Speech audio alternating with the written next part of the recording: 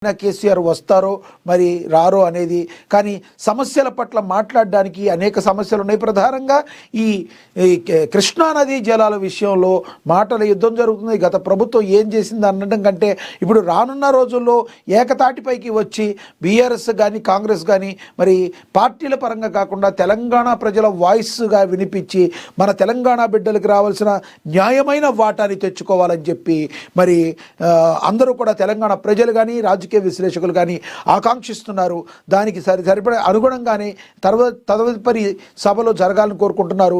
గతంలో ఏం జరిగింది, ఇప్పుడు ఏం జరిగింది, ఇది కాకుండా మనకి రావాల్సిన ఏంటన్న దాని మీద ఆ సమస్యను పరిష్కరించే దిశగా ముందుకు వెళితే తెలంగాణ బిడ్డలకి అది మంచి చేకూరుతుంది అని చెప్పి మరి రాజకీయ విశ్లేషకులు అంటున్నారు. ఏదేమైనప్పటికీ అది జనవరి 2వ తారీఖున జరిగేది.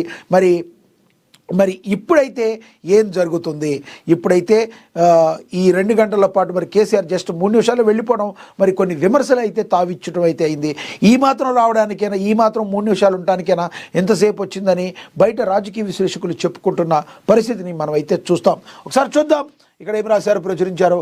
కేసీఆర్ను చూడగానే కూర్చున్న చోటుకెళ్ళి నమస్కారం, బాగున్నారా, ఆరోగ్యం ఎలా ఉంది అంటూ వాకబు నమస్కారం చేసి కరచాలం అందించిన కేసీఆర్, రేవంత్ది పాలమూరు ప్రేమతత్వం అంటూ ప్రశంసలు.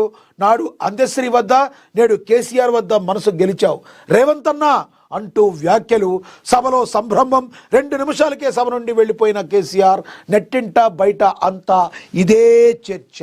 మనం చెప్పుకున్నాం కదా, ఇక సభలో ఓ ఆకట్టుకునే సన్నివేశం జరిగింది.